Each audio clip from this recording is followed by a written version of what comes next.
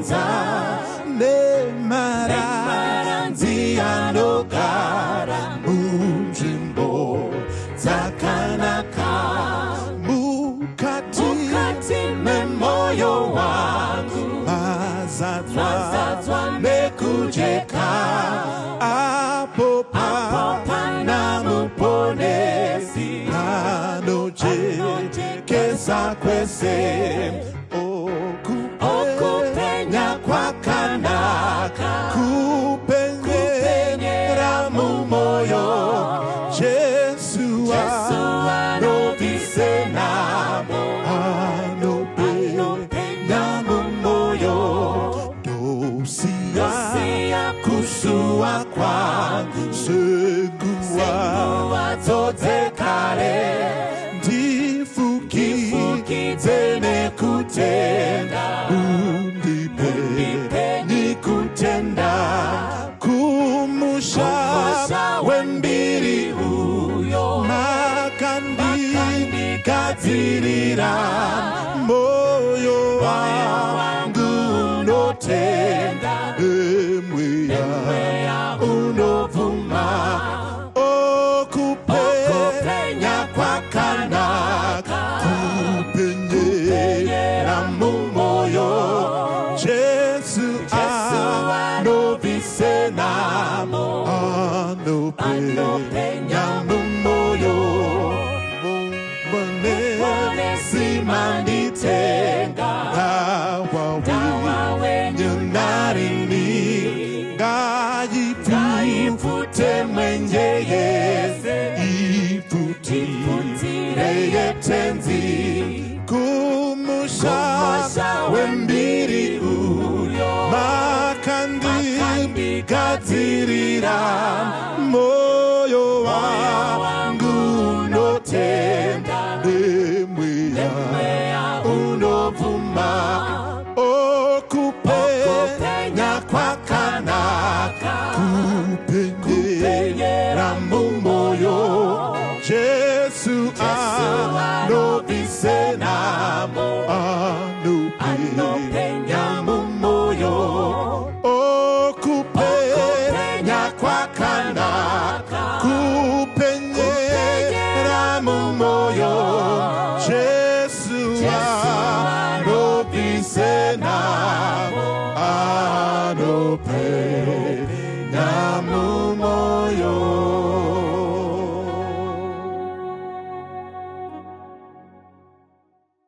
Tinokukwazisai vadiwa muzita nemuropa raIshe edu Jesu. Toda kutarisa tisatatanga chapter 16 verse number 11, our theme verse, Psalm 16 verse 11, that's our theme verse.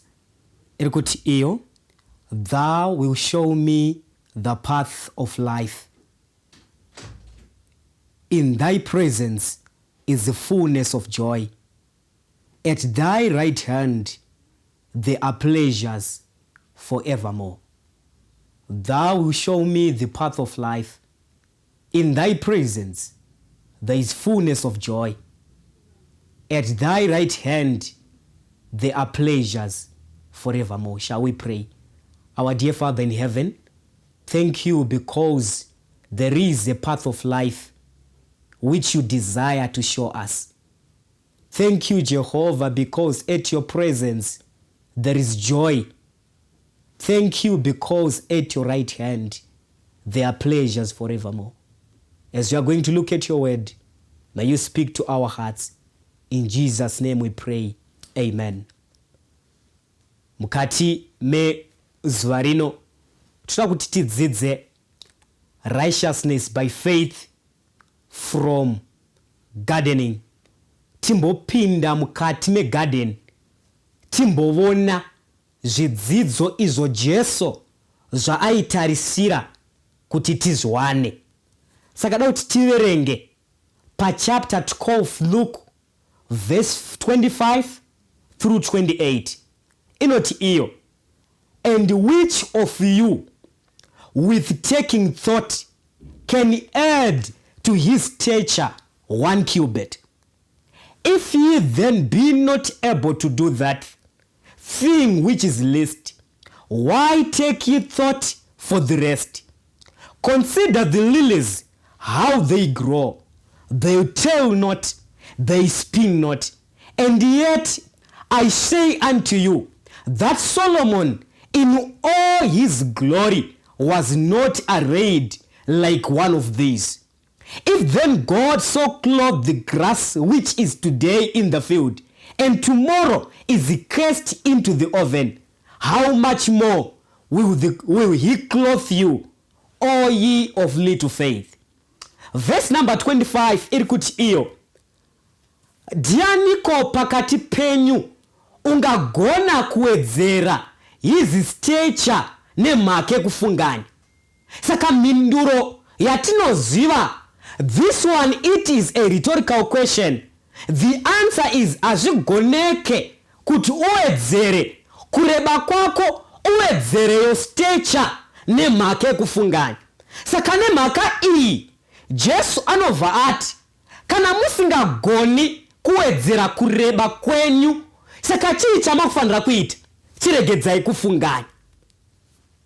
Jesu obvaenda pamberi obva ati, saka consider the lilies how they grow. Saka mukati mezuva ranhasi, lesson yatinoda kuti tidzidze, hatisi kuda kuzendama physical clothing, hatisi kuda kuzendama pamadrezi namasutu nebhutsu dzatinopfeka, asi rather we are going to think especially about the spiritual clothing. This is connected with the lesson from the lilies in the garden. Now keep in mind, we are looking at the relationship between clothing and gardening and the spiritual experience.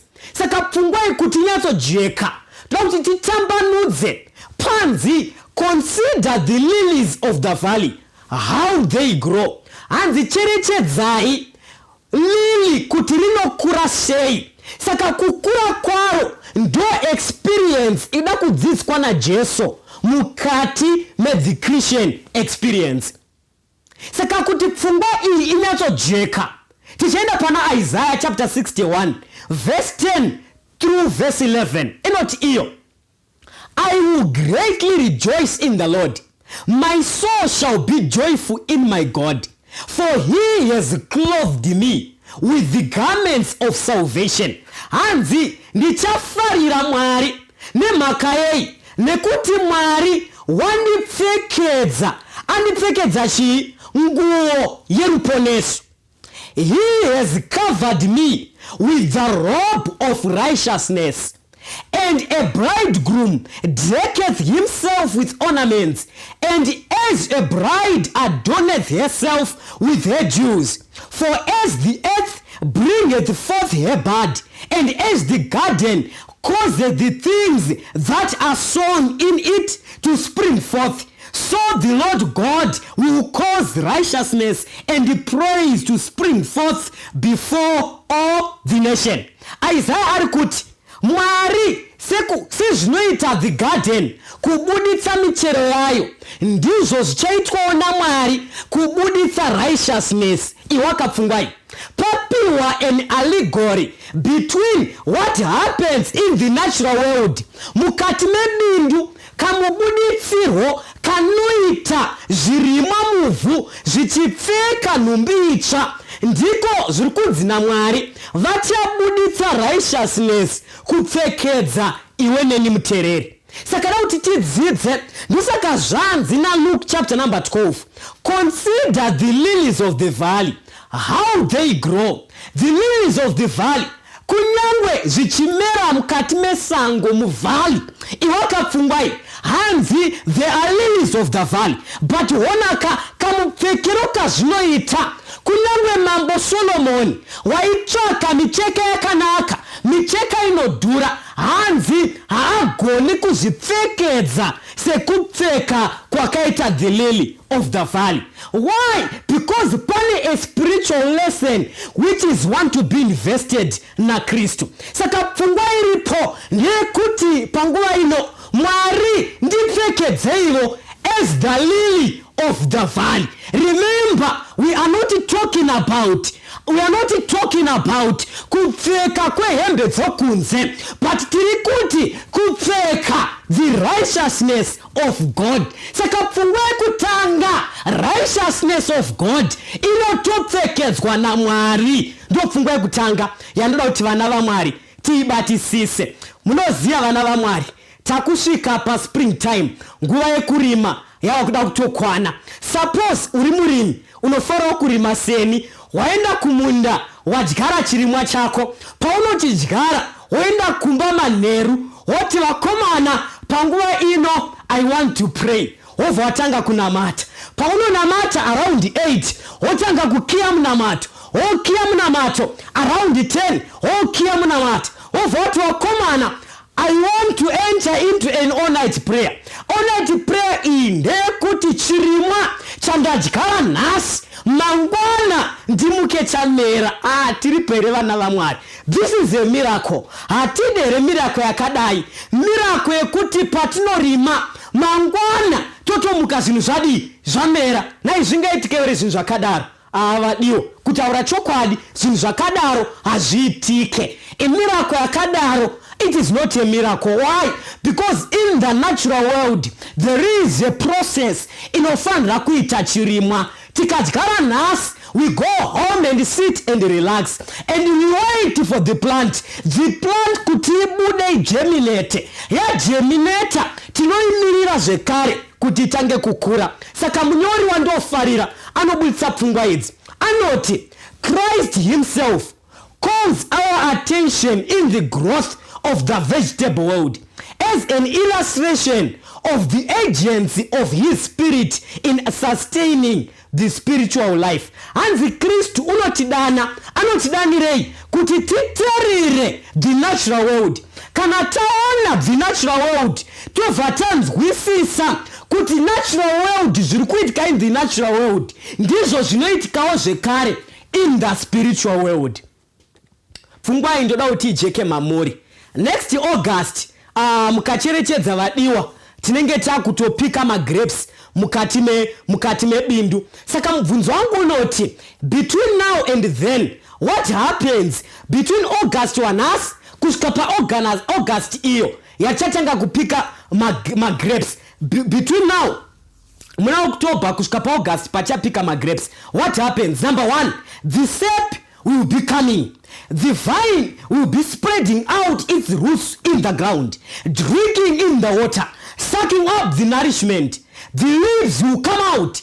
They will breathe in the carbon dioxide from the atmosphere. The sunshine will work upon the green leaves. Under its influence, acting on the chlorophyll, that carbon dioxide from the air and the water from the roots will be changed into grape sugar. It's going to take every day from now until August to do it. And the vines have already been planted. Turikuti kudi, saka kubva zvino kusvikira panguva yachakohwa chichange chiitika. Midzi ichange ichitora mvura mukati mevhu. Midzi ichatora manutrients mukati mevhu.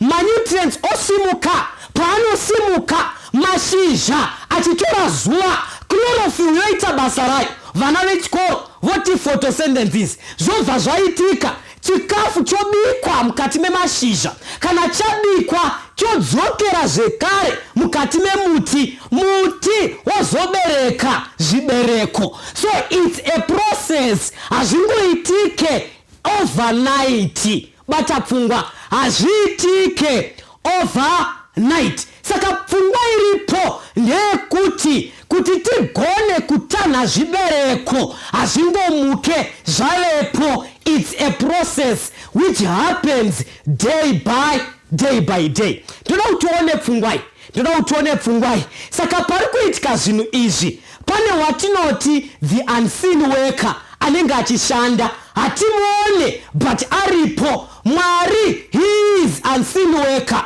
He is working out in the vineyard. Kunyange tisingavaone but Mwari varipo. Saka pfungwa iyi dai yapinda mamuri, hama vadiwa, It is God who clothed the lily of the valley. But atimuone achipfekedza. Zorevei kunyangwe mukati meupenyu hwedu. There are moments when we think that God is not there. But let me give you this assurance. Our God is an unseen worker.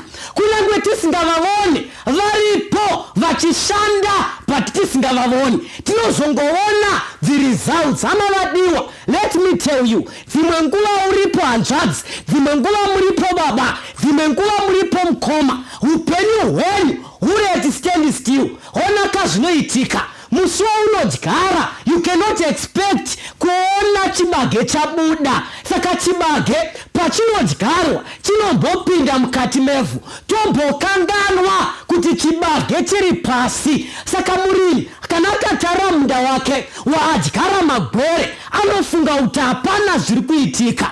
But mukati mevhu there is a power of the unseen worker who is working so that the plant may germinate. Let me tell you, don't lose hope zimonguwa mukati meupenyu. Mwari anoita kunga asipo. As let me tell you, our God is the unseen worker. So as in the natural is in the spiritual. Saka kamushandiro kanoita in the natural world, ndiko kamushandiro kanoita zvekare in the spiritual world. Ndiri kuti kudini tikadzidza zviri kuitika in the natural, kuti Mwari ndiye Mwari mumwe chete uri kumeresa malilies of the valley in the natural. So in the spiritual world, Mwari mumwe chete ndiye anopfekedza vanhu righteousness. But atimuone kamushandiro kake. Saka zvazvinoreva righteousness iyi haiuye nemusi mumwe chete. It takes time and a process. It is progressive. Dokuita in the natural, so is in the spiritual world. Saka pfungwai dai yajeka, dai yapinda mukati mepfungwa dzedu vana vaMwari. Saka Jesu ari kuti the same power inoshanda in the natural world, that is the same power which works in the spiritual world. Saka mubvunzo wandinavo unoti konai Mwari, why do you allow the process to stretch kuti patinodyara hatikohe mangwana, tinotombogara zvimwe zvirimwa zvinotora 3 months, zvimwe 6 months. Ukazocherechedza chirimwa chakafa pineapple zvandofarira chinotora 1.5 years zichienda mberi. Can you imagine one plant kutora more than a year kuti chimere? So the question is, why then why is the stretch iwakapfungwai? There are several reasons. One is that you and I can have a change to do something besides just watching. Aren't you glad he gives us a part? I am glad we can till the soil, cut out the weeds, prune the vines, and take care of the garden. Think of the joy we get and the health we get and the fellowship we share mukuita basa remu garden. Saka so the spiritual life is sustained by the use of those means that providence has supplied. Saka Mwari uno supply providence unotipinza muma circumstance akasiyana siyana. Vamwe tinorwarirwa, vamwe tinofirwa, vamwe tinoshaya mabasa. Providence yatipinza muma circumstance aya nemhaka yei, so that righteousness ya Mwari igone kuwanika mukati meupenyu hwedu. Tambotaura pfungwai kuti growth is progressive. There is an experience of being born again, of being converted. That's like the birth of a child or germination of a seed. But what we are studying is the growth that continues. Stones don't grow and dead seeds don't grow. But live Christians must grow just as gardens grow. They must grow gradually, day by day, under the influence of the Holy Spirit, using the means that God has provided. Tirikuti kudi pane pfungwa yatinozembera, yatinodzidza yekuti munhu must be born again.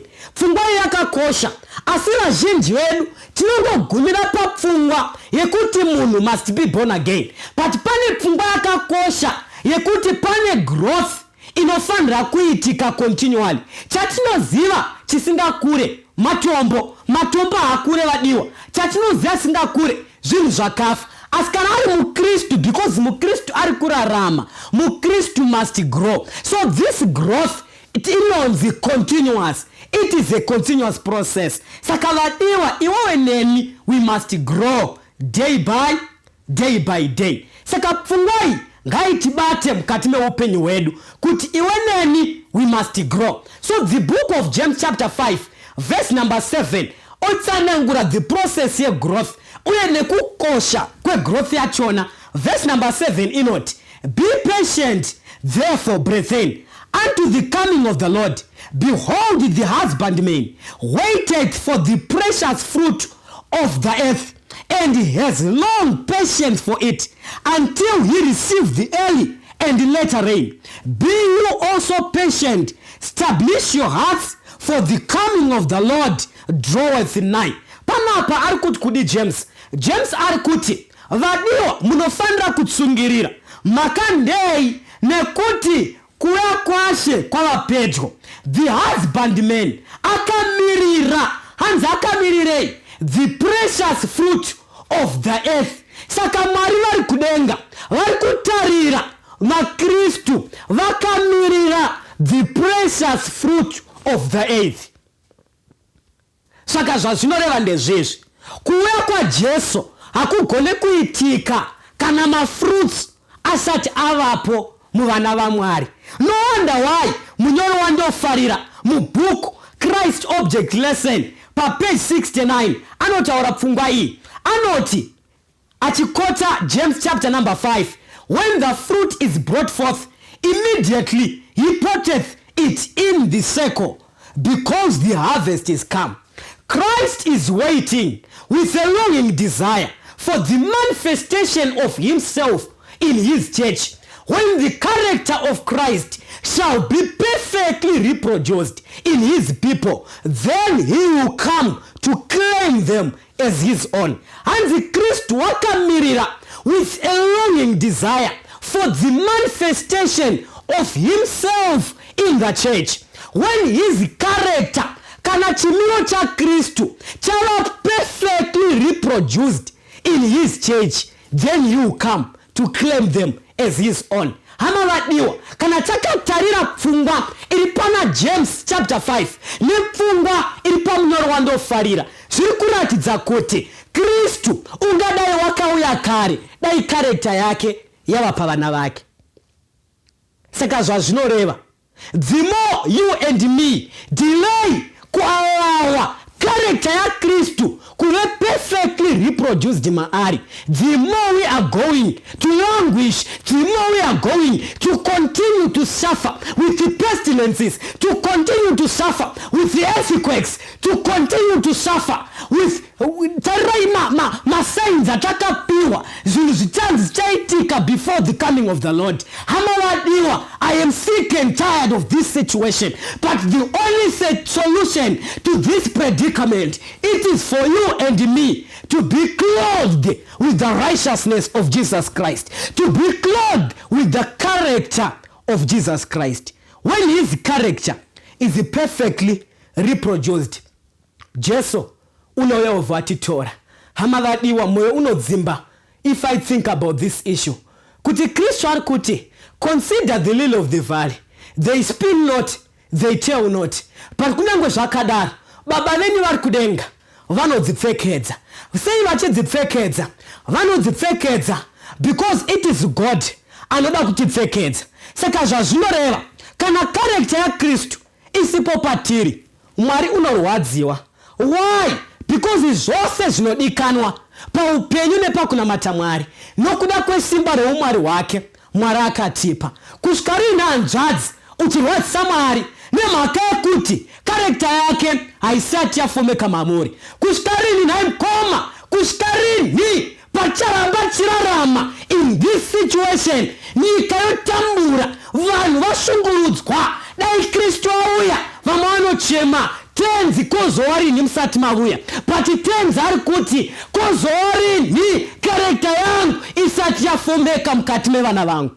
Hama vadiwa, munamato wangu panguva ino kuti Mwari help us tinzwisise kuti your character can be formed in our lives. Why? So is in the natural, is in the spiritual. Kana dilili haizipfekedze, pane anoipfekedza.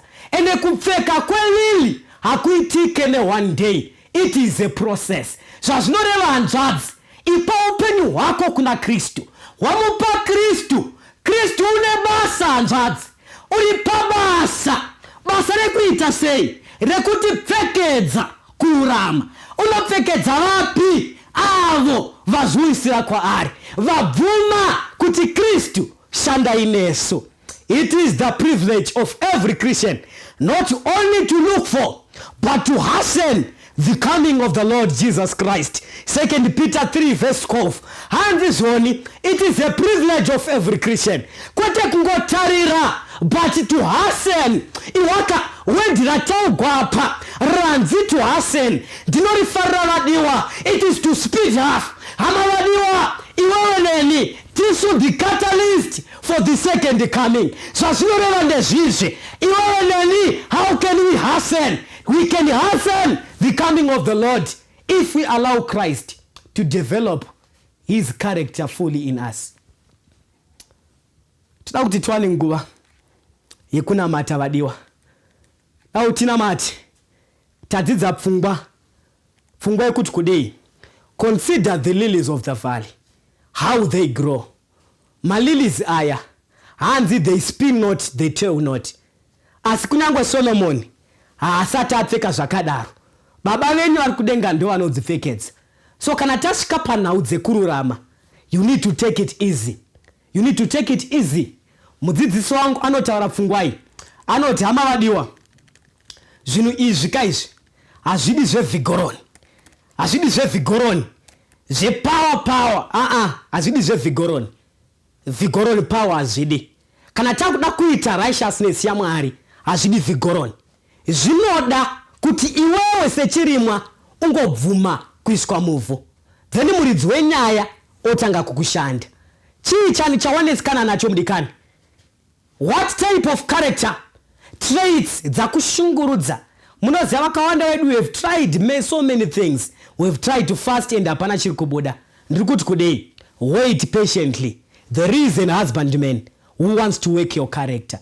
Why can't you allow him to work in your life? So as in the natural, so is in the spiritual. Christ is willing to clothe you with his robe of righteousness. Why can't you give your life to Jesus right now? As I'm about to pray, why can't you commit yourself to God? Hanzi usafunganya pamusoro pezvo zvizvi. Usafunganya. Haugonewo kuzvishandura, asi Kristu unozvigona. Just give yourself to Jesus. Jesu vaita basa rake. Ndayo kunamata. Baba vedu vari kudenga muzita raJesu, tirakukutendai nemhaka yekuti muri Mwari. Maite enyu muponesi wedu, chatokumbira kuti pfungwa iyi yekuita wait patiently imi Kristu motanga kutishanda kunyangwe musingavonekwe, asi tikaramba takatiwira takatarira pamuri, muchashanda zvimiro zvedu kusvika tabereka zvibereko. The character of Jesus Christ yava perfectly reproduced in us. Then you will come and gather us as your own possession. Forgive us, Lord, nguva yatakapambadza tikakunonotsai kuuya. Maita Mwari wedu muzita raJesu. Amen. God bless you, church.